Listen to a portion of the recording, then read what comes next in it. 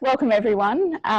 Before we begin the proceedings today, I'd like to acknowledge and pay respect to the traditional owners of the land on which we meet, the Gadigal people of the Eora Nation. It is upon their ancestral lands that the University of Sydney is built, and I pay my respects to the elders past, present and emerging. And to kick things off, it might be a really good idea if you could put in the chat where you're joining us from today as well. So, it is my absolute pleasure today to welcome Dr. Douglas Brown and Dr. Sebastian Fouch, who are joining us to talk about the effects of climatic events, bushfires and heat, and the effects they have on the built environment. First, we will hear from Douglas before moving to Sebastian. We will have time for questions after each speaker, and if you do have questions, please put them in the chat and we'll pass them on to them if we don't get through them all. Also, feel free to make comments in the chat, some of which will be recorded in the festival monograph. So I'll now turn to Dr. Douglas Brown from Bushfire Architecture to talk to us about envisioning different architectural forms for our bushfire-prone and adjacent areas. Welcome, Douglas.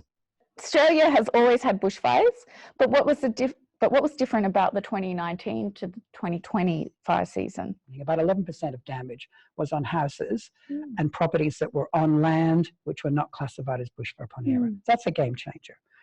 Another one was the fire didn't settle down overnight and people were being evacuated at 3 a.m. in the morning. We've not had that before. Yeah, right. We haven't had it before. The other thing that's coming out is even though the fire agencies are saying it's actually better to leave your property, get out early, a lot of people are staying to defend. And that may well continue if insurance premiums go up and they're just desperate to protect their asset. And finally, and I think this is a big one, we've got the secondary nature of radiant heat. So the house next to you catches a light.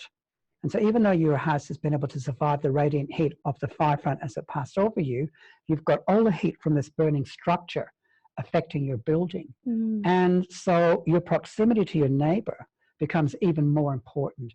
And all of this together is going to change how we might build in the future. Yeah, right. Interesting.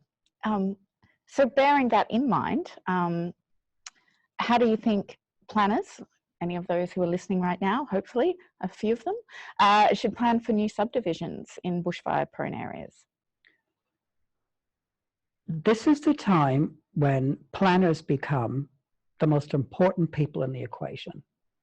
Because if you can do a subdivision which has enough flexibility, then architects can work with that. But at the moment, we have subdivisions which are not flexible in terms of bushfire-prone areas. It needs to be completely rethought. So at the moment, what we do is the subdivision is established and then individual owners put up their own structure. But they don't do it in terms of their impact on the neighbours as much. They're not thinking about radiant heat. So a future subdivision in a bushfire-prone area would be one where the actual houses are already designed, the construction materials are already in place, and most importantly, the positioning of those houses in relation to each other is established. And you might start to do away with some of the things that cause a lot of problems. 8 out of the 22 weak points of a structure that cause damage to it happen in the landscaped area. So we might rethink landscaping completely and look at it rather than individual ownership. The house would be owned by the individual, but the landscaped area becomes, a collective responsibility and requires collective action as opposed to the individual action that we have now. It's a big rethink. Yeah, huge rethink. It's a big rethink, but it's important. Very important. And planners are really key to this. Yeah. There you go, planners. We always knew you were important, but this I think is... Well, they really are now. Yeah, makes that point even more strongly. And so just my last question to finish up is about the architects who might be listening in terms of what alternative architectural forms would work in bushfire-prone areas. Well, that's a big complex one too. At the moment, we take a suburban house and we put it into a bushland setting and we're not actually warning people that they're in a bushfire-prone area. So the actual form needs to look different. And one way of doing that would be to say, let's put it partly underground. Because that way we're saying this structure is in a risk area. And also there are, you know, in terms of sustainability, there are good reasons for having it partly underground. But if you're having it above ground, you need to look at it integrating more with the actual slope of the land rather than just plonking it on the top. Let's look at that slope and see if we can get some protection from it. Yeah, okay. We can look at earth berming, we can look at earth covered roofs, all of those things are open. But it's going to be a challenge because when you're coming up with new ideas, they have to fit in with current planning policies, and you know there's got to be flexibility around.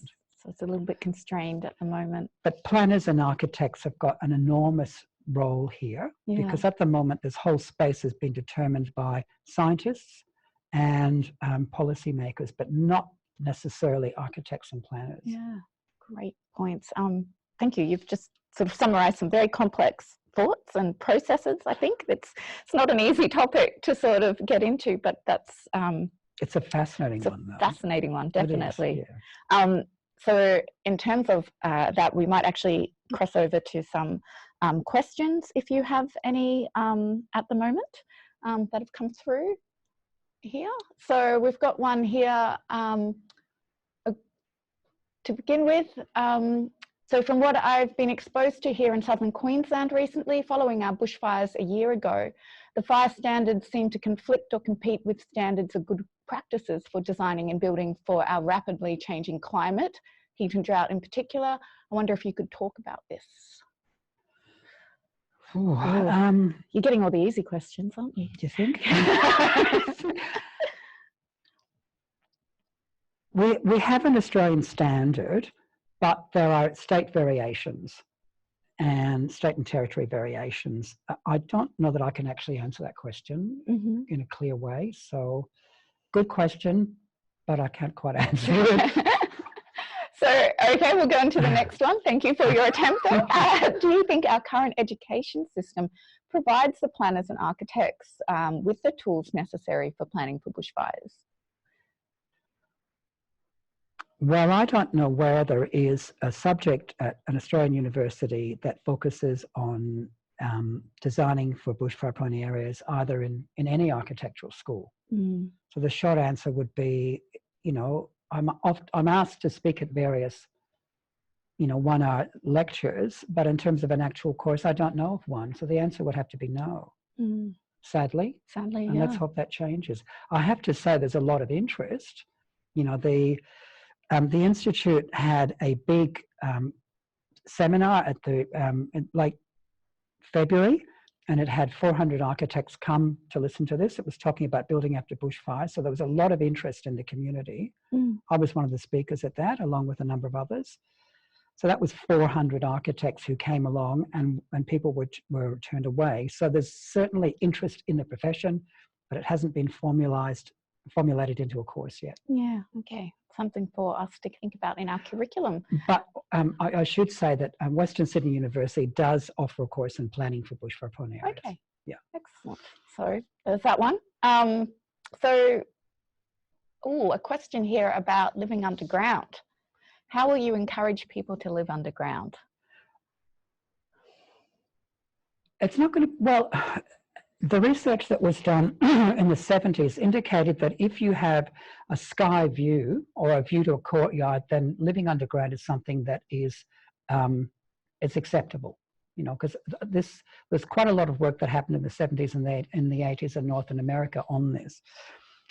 But it is a change in thinking, and it's not easy to change people's way, because their home is their biggest asset, and they tend to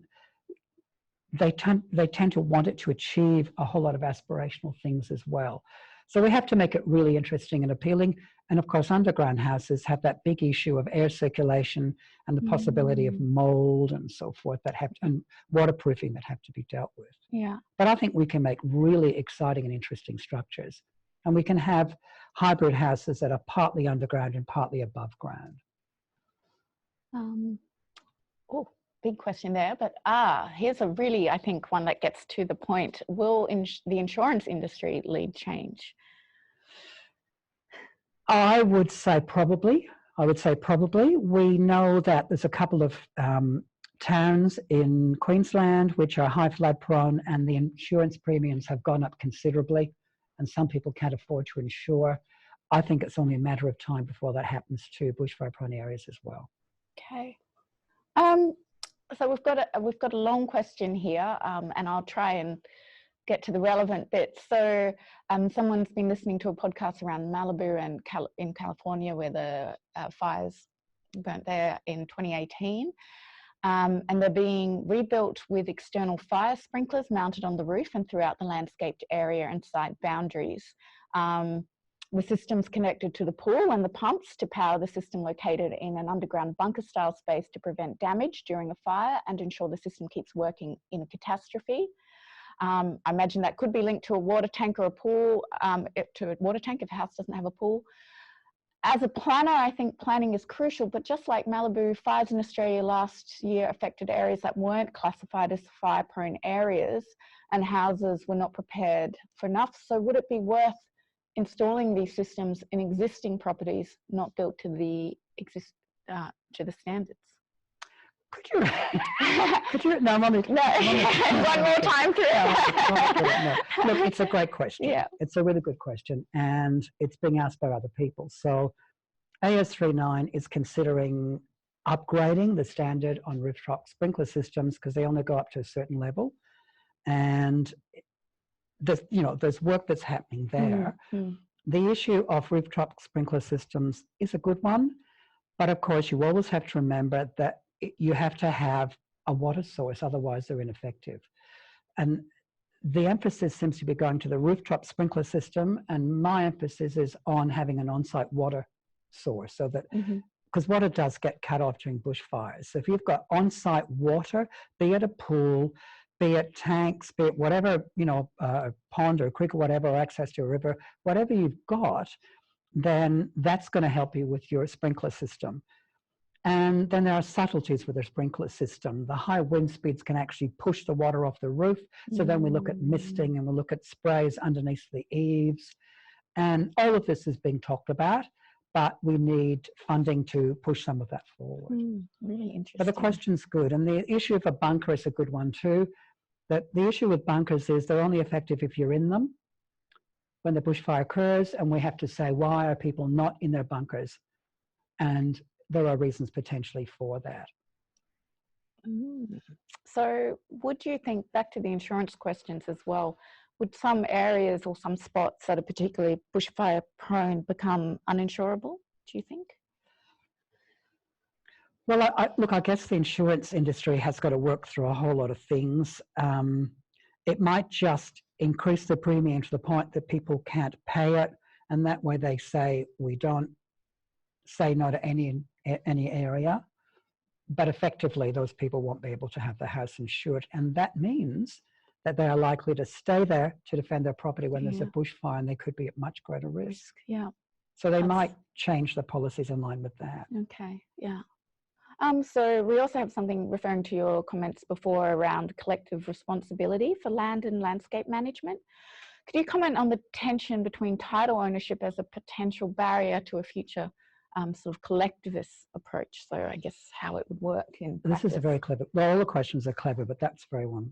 It's close to my heart. And it's because I think we probably start to need to look at a sort of a community model, so that you own your home and you own a small area adjacent to it, which might be where you've got a water feature or a paved area, but the rest of it is community title and is managed as such.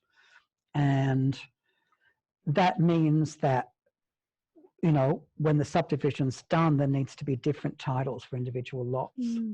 It's a rethinking of that particular space.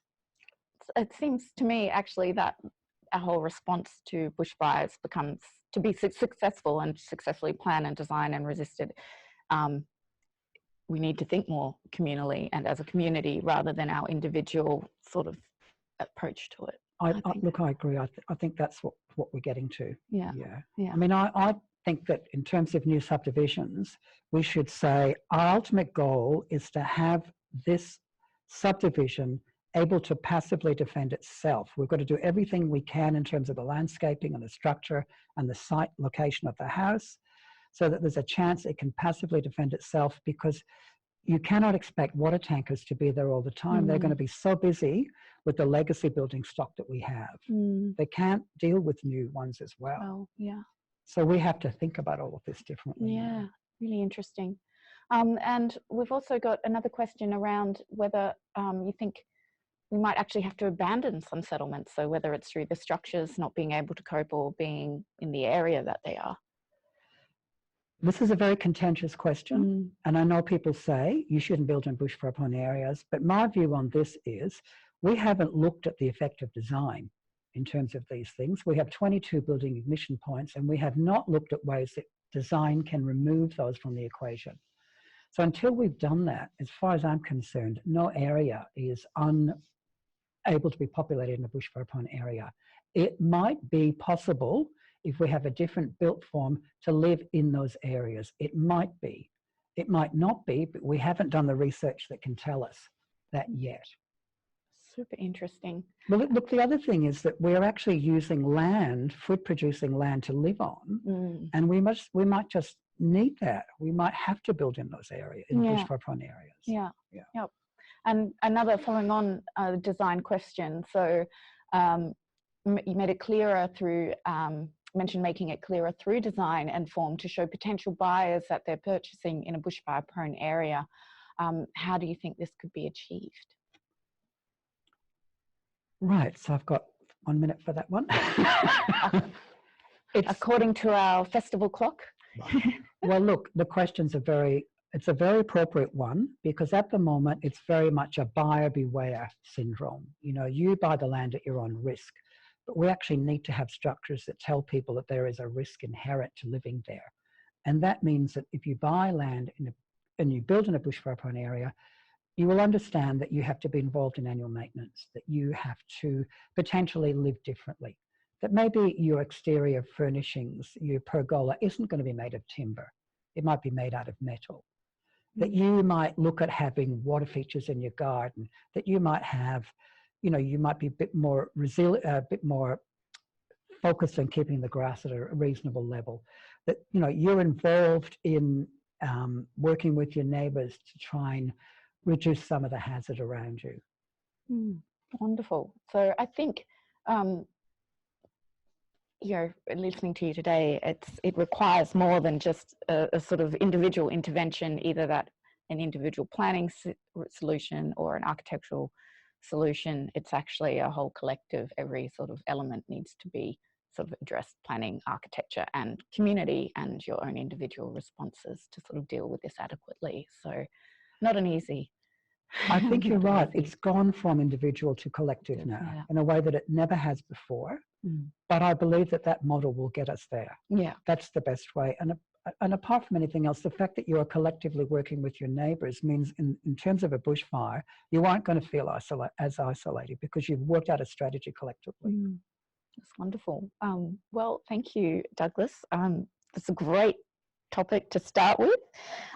So we'll leave it there, and we'll come back at the end for some more questions, but we'll now turn to Dr. Sebastian Falch, who's a senior lecturer, a senior research fellow at Western Sydney University.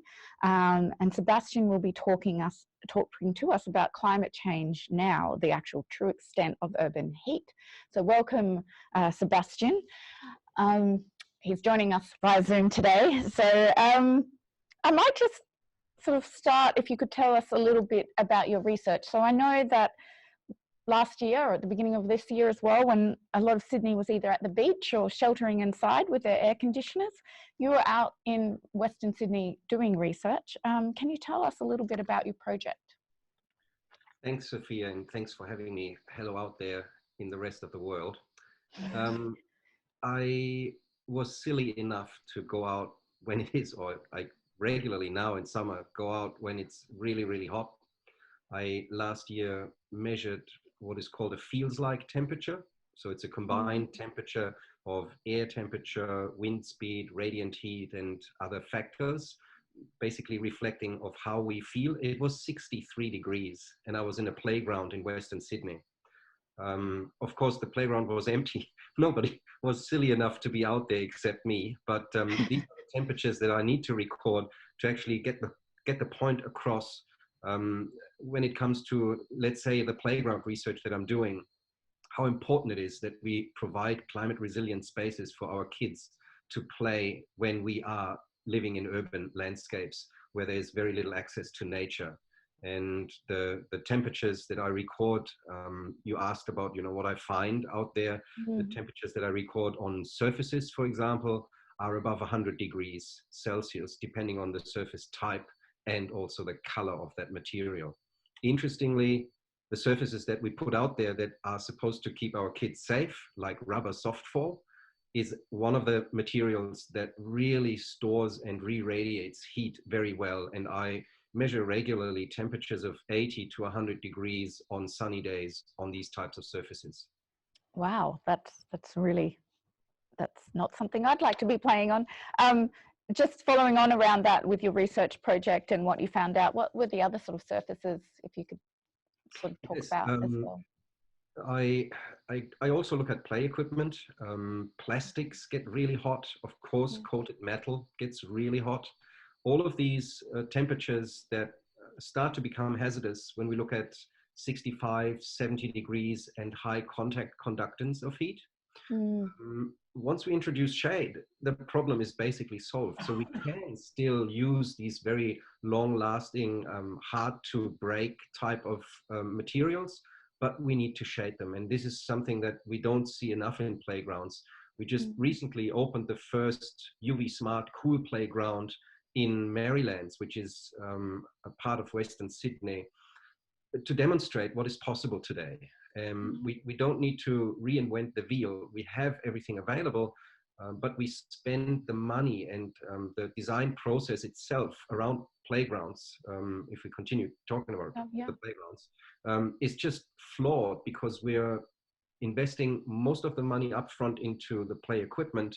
If there's any money left, we look at surfaces, and at the very end, we look at shade, and we should actually turn it upside down and look at shade first, because these places become unusable in our increasingly hot summers.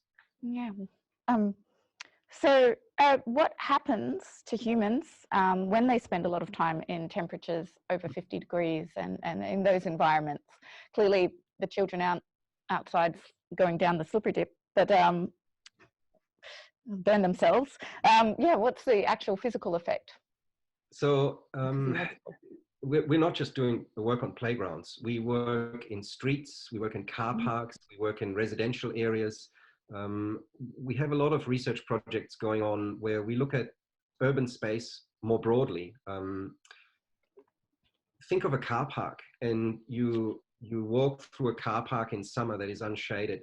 You are feeling, again, temperatures that are way above 50 degrees. The surface of that unshaded car park could become easily somewhere between 70 and 80 degrees hot. Plus, it is a great place to increase urban heat island effects because it keeps radiating heat into the night, into the surrounding environment. And we measured for Greater Western Sydney that we have about 6 square kilometers. Imagine that, 6 square kilometers of unshaded black flat car park space in Greater Western Sydney. So there are clearly some options of how we can change how we build. Low-hanging fruit would be, for example, changing our car park designs that currently are still okay to be built just as flat black areas absorbing heat. Nobody really does any occupancy studies if they need to be the size that we're actually building. So there are lots of things that we can change. And when you have a cooler car park, of course, you will feel much better. Not only will you yourself feel better because you're not exposed to these high radiant heat loads, but when you get back to your car won't be as hot, and you don't need to burn as much fuel to cool it down to actually get to an operational temperature inside your car where you are safe and not at 60 or 70 degrees. So that also means we're saving petrol, we're saving fuel, and therefore we're not increasing CO2 emissions from when you crank up your air conditioning system, starting your journey with your car, which you need to cool it down to become kind of safe to operate inside. So there are lots of add-ons as well when you look at it holistically, what we can do to change various urban spaces to not be exposed to these high temperatures. Interesting. And so you're doing a lot of your work in Western Sydney, and we know that Sydney currently has plans to put the majority of its growth in Western Sydney. Do you think that makes sense in light of what you've been seeing? If it makes sense, I think we have no choice. That's more to the core of the problem, because we are restricted in where we can expand our city. To the east, we have water. To the north, we have national parks and a river. To the west, we have the Blue Mountains. At some point, we will reach that western boundary, like Penrith and Windsor is already at that boundary, but there's no other space available to us where we can build in the way that we're currently building. So we do see that there's urban densification going on all around the eastern suburbs. Inner West, a lot of densification happening there, Parramatta as well. But the type of dwelling, single house, freestanding, that what is supposedly always called the Australian dream, that kind of environment can only be built where we have the space available, and that space is only available and also affordable in Greater Western Sydney. That's why we see what is happening. If that is clever, that's a very different discussion to have. So on that point, would we have to change our current approach to urban development to make large-scale growth feasible, particularly in Western Sydney? Well, I don't know after the pandemic struck us, if our models have already calculated if growth will continue as predicted. That is a question that I cannot answer because I haven't seen these kind of modeling outputs yet.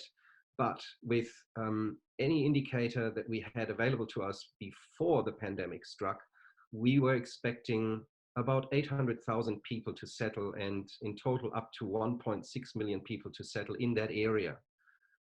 We're still seeing growth. Growth is continuing, and the question, of course, becomes how should the growth in the future look like so that we do become climate smart? And I very much agree with Douglas when he was talking about going underground. He was going underground partially. I'm even more extreme and would say we should go underground completely and build shopping centers underground. We should build high-rise buildings, not upwards, but downwards. If we would build them upwards, that would be great. The footprint is much smaller, but we still have a problem of heating, of shading, of energy consumption. If we really think about the future of urban landscapes, I'm just throwing it out there. Why not go completely underground, leaving the actual surface available for parklands, recreational spaces, workplaces, and so on? But going underground has a lot of sustainability positive effects. And I just wanted to throw it out there. If anyone doubts that we can build really beautiful and architecturally very evolved structures underground, just look at the latest addition to the Changi airport, which is called Jewel. It's basically an indoor forest with a massive waterfall that is indoors. It's beautiful. People just love this kind of architecture. We can build it. It's out there. This Jewel building at Singapore is an example for that. And if we just have a dome that allows light to come inside, like what Douglas mentioned with having a courtyard.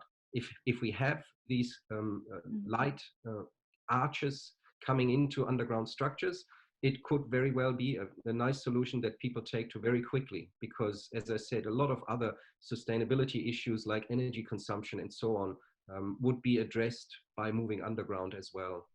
Mm. So what is your message to planners who may be listening about how you would roll out new subdivisions in heat-prone areas of Western Sydney? So moving back from my utopism of going underground, going back. Yeah, I heard you just go over that underground. Back to move up again. So there's a reality that we have to deal with. And the reality at the moment looks like we're continuing to build large houses on small blocks, and we're continuing to really consume a lot of landscape where we build wide instead of up. So I would really ask for any planner to consider building up much more So we should move much more to apartment buildings, and they can be beautiful too. They don't have to be just concrete blocks. But reducing the footprint of our buildings and therefore leaving more open space is something that my research shows time and time again will help us to actually reduce the additional heat load that is generated through urbanization of greenfield or greenfield development more broadly. Black, hard surfaces, any other impervious surfaces and hard building materials store heat and re-radiate heat so much more than open space can cool. So we have to look at the proportion of how much of these hard and impervious surfaces do we build and how much open space do we leave so that we're not at least worsening the heat crisis that we are already seeing unfolding in Western Sydney. It's really a matter of thinking about proportions of these types of land uses and how we can balance them so that we're not worsening the heat issue in Western Sydney. Yeah, great. Some really important points there, and I'm already seeing some links here with Douglas's research as well, particularly with the underground elements. So there you go, everyone. That's something to think about. But before we move on to sort of more general questions, I'd like to welcome questions specifically for Sebastian now. So do we have any coming in? I think I saw a few there before.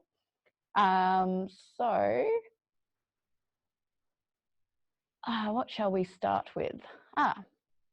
Here's one around aging populations and the type of populations that you'll be, I guess, building for. So does building up and in the context of an aging population work? Yes, and we see that in particularly Europe and Northern America as well. It's not a problem. You provide elevators, lifts, escalators, all of that can be moved indoors to still allow mobility between levels. Not a problem at all. Mm-hmm. There was also a question about the hottest parts of Western Sydney last summer. Yeah. So traditionally, the hottest part of Western Sydney is the area between Blacktown, Penrith and Windsor. And within that area, I measured 52.0 degrees Celsius air temperature at Berkshire Park. That was the absolute hottest maximum temperature that I measured. I measured above 50 degrees at 6 different points. They all fell into the northern and southern part of the Penrith LGA. So around Badgerys Creek, where we actually want to build the Aerotropolis. This is an area that naturally gets very, very hot during summer. I have to say, when we talk about these maximum temperatures, it's also very important not just to look at these, kind of sensationalist temperatures, but also look at your minimum temperatures, so where are your coolest areas, and also at the mean temperatures. So where is it warm or hot all the time? And it turns out that our urban environment is warm all the time. It doesn't cool down during the night. This is the urban heat island effect. This is what we need to address by, for example, increasing the shade that we provide in our urban landscape. We see the hottest temperatures in those landscapes that are peri-urban. And that's also where we see the coolest temperatures during the night, because there's very low thermal mass storing the energy that is absorbed during the day, which we see in urban space happening, and then re-radiating that kind of stored energy back into the atmosphere, into the lower ground atmosphere during the night, keeping air temperatures warm. This does not happen where we have those extreme temperatures. It gets very hot during the day, but it cools down very quickly as well. So it's important to look at heat and how we record and build for or against heat in a more nuanced way than just looking at where is it the hottest or where is it the coolest. We know that large water bodies, for example, are the best that we have for daytime cooling.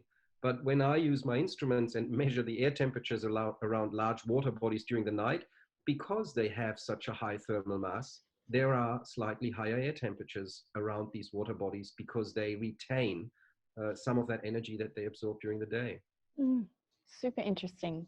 On that, can we calculate how much open space we need to avoid intensification of the urban heat island effect?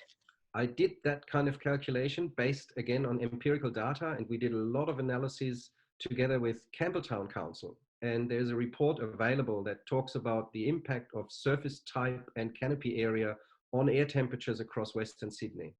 And my calculations show that if we don't want to add any heat by developing the land, then we should build on a relationship of about 2:1, 2 parts open space, 1 part hard surfaces, buildings, and so on, which of course looks very different to what we're doing at the moment, where we build suburbs that have a surface cover with hard surfaces, buildings, etc., of nearly 80%.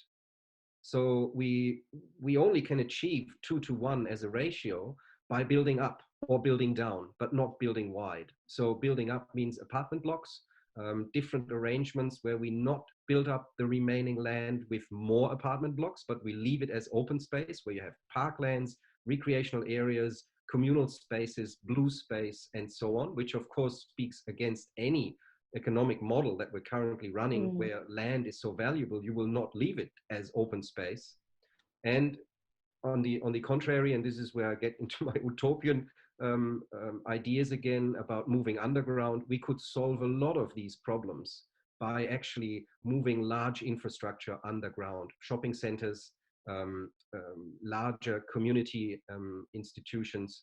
We could put schools underground, anything that is a large building where it's actually worth not building a single dwelling underground, but really building larger structures underground that open up a lot of open space for the actual ground surface. On the open ground theme again, which seems to be very popular, has Australians love their pets? How does that work with either building underground or building up? I mean, very good question. Very good question. I don't have an answer to everything. Why not? Pets would be the ones that you want to have closer to the surface level or something like that. I don't know. I really don't have a sensible answer to that. To think it through to that detail is of course necessary. I know from the research that I'm doing around radiant heat that particularly dogs, when you walk your dog in summer, because their body mass is so much closer to the surface that you're walking on, they really get exposed to extreme temperatures just because of the radiant heat load that you get on walkways and on crossing streets and so on from bitumen that is unshaded. So temperatures easily are going up to 70, 75 degrees if you get that close to the surface, like a dog would be when you walk them on the leash. So I just throw that one in for the pets. So it's good for our pets as well if we absolutely green it a little bit more. So I think for time, I might now just talk about the two presentations. But actually, before we do that, there's a question that I wanted to ask you, Sebastian, when you're talking about some of your research with Campbelltown. What's the buy-in of local government and planners to actually, and the capacity of them to actually enact some of this or research in this new approach? It should not be underestimated. The councils often fear that if they bring in too harsh regulations, developers will move away.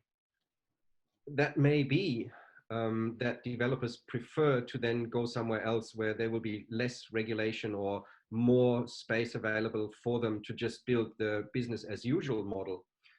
But it also comes down to the companies themselves changing.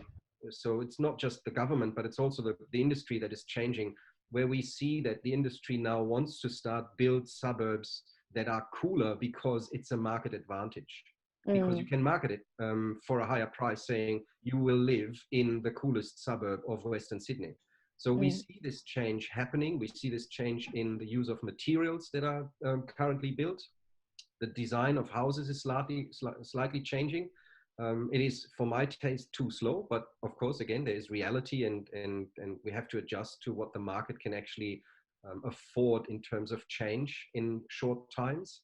We do see the first development down southwest in Wilton, where actually trees are prescribed in the master plan. So they need to be included in the backyard and in the front yard, where you have to have an 8-meter tall tree in your backyard and a 5-meter tall tree in your front yard. It's the first time that we actually see this at the master planning stage as a prescription of when you're building there. So I think this is the right direction. it's a good start. Of course, there will be lots of conflicts where questions like who's controlling, if the tree will still be there in 5 years and so on come up. I was also asked if it's okay for government to actually tell us what we have to have in our front end backyard. And I just said, well, if you want to live in a green suburb, then go to Wilton. But if you don't want to live in a green suburb, just don't buy a house there if you have something as a problem with trees. So it's a matter of choice as well. Yeah. Thank you. So that's a slightly more positive note, I think, to conclude your chat there. Thank you.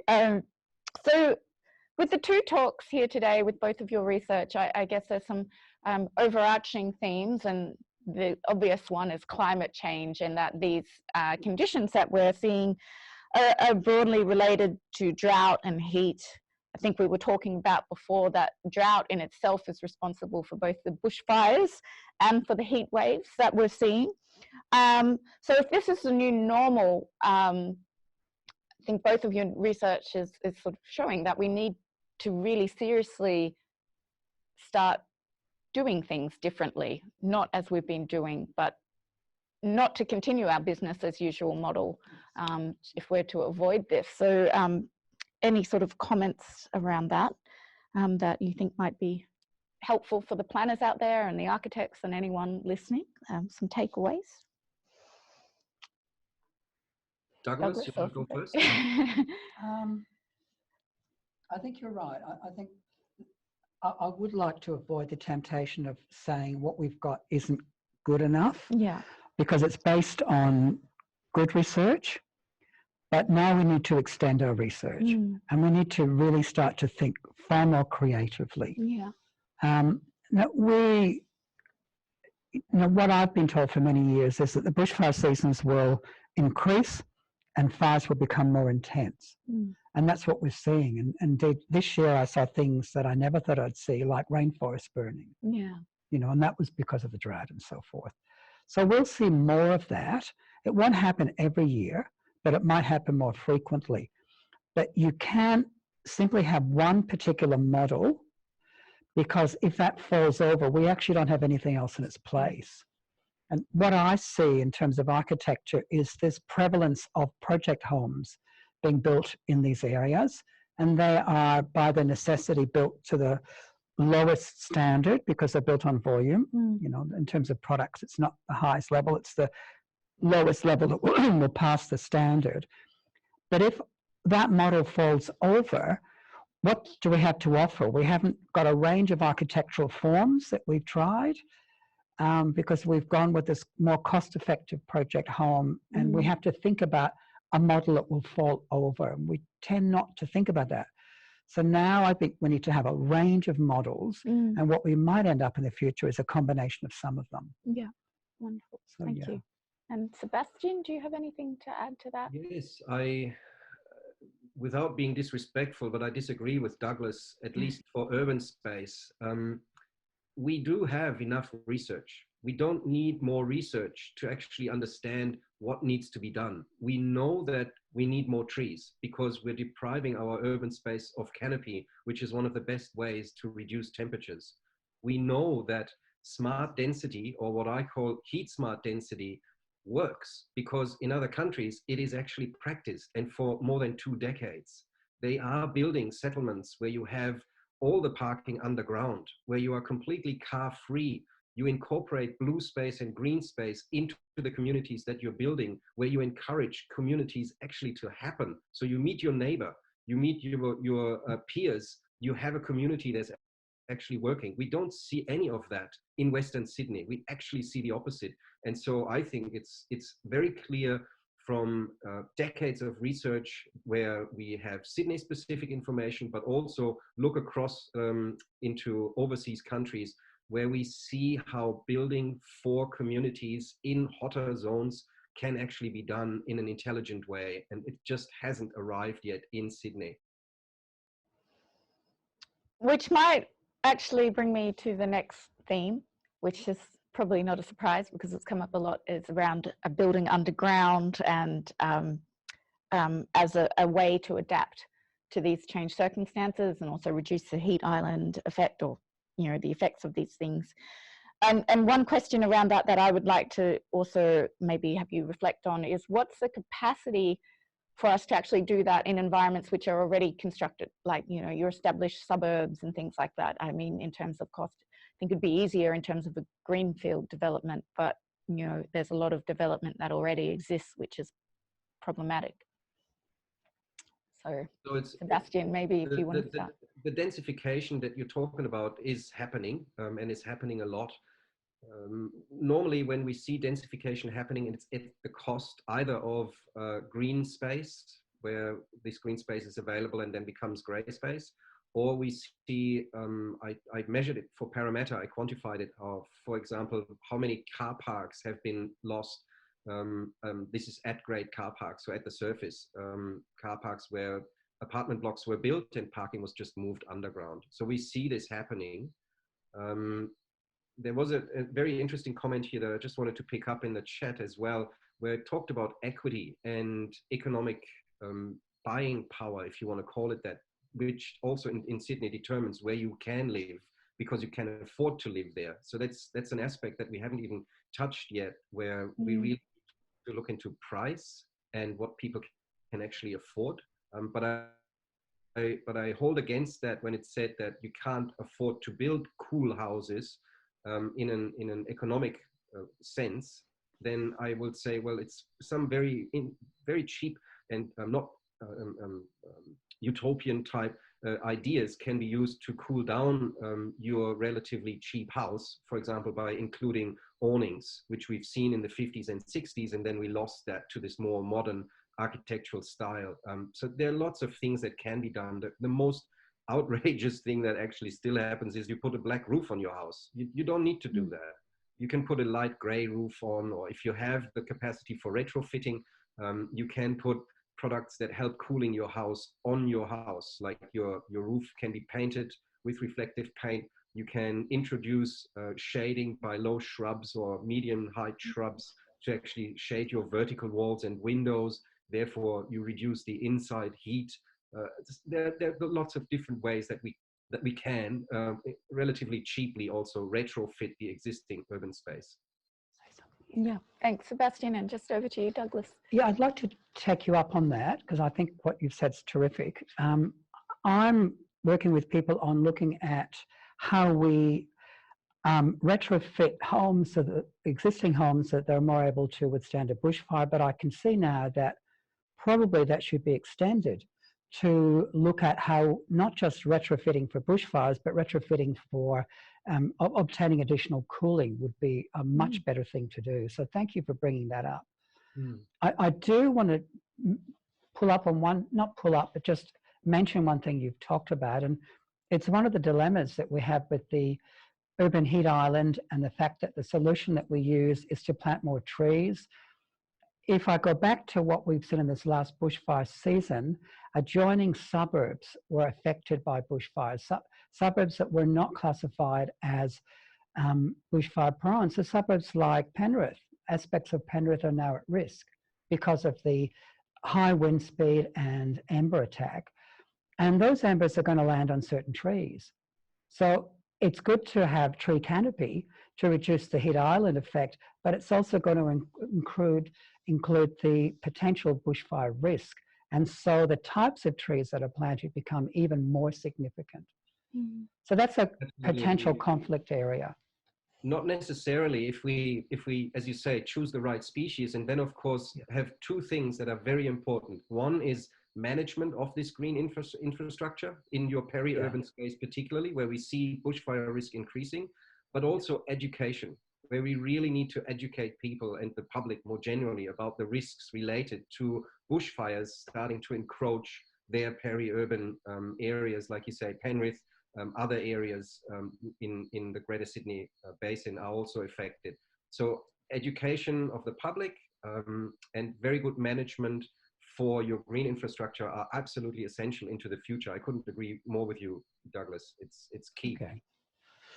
So we might, keeping an eye on time, I will ask, I guess, just one key takeaway from both of you from your research. So if we're to return to the theme of this year's Festival of Urbanism, which is making better places, what is the sort of the one important takeaway from your work that can help achieve this, to help make a better place?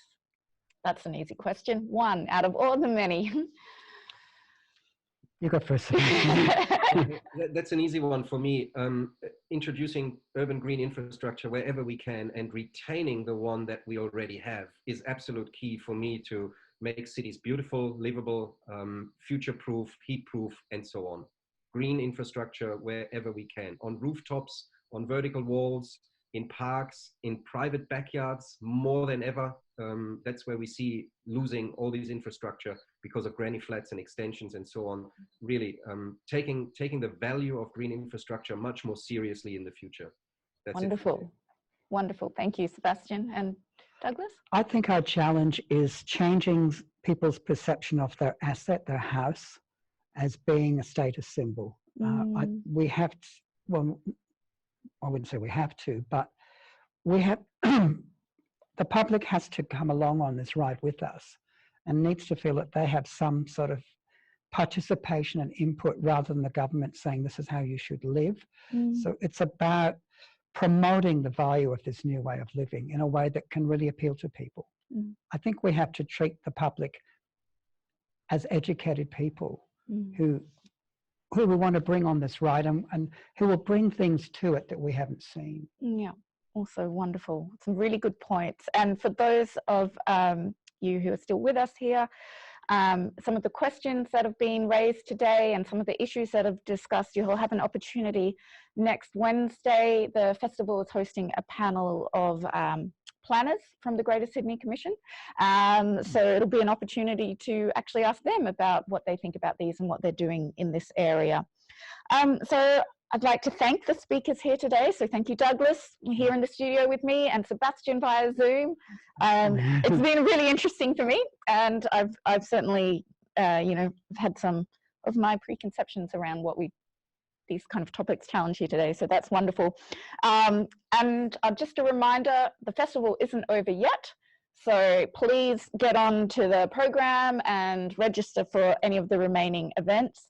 And I'd like to especially draw your attention to the Henry Halloran lecture on November the 26th, which is about housing policy. And that will be given by Ian Mulhern, who's the Executive Director and Chief Economist of Renewing the Centre at the Tony Blair Institute in London. So that'll be quite the opportunity to attend that as well. So thank you today, and I think that's all it for now.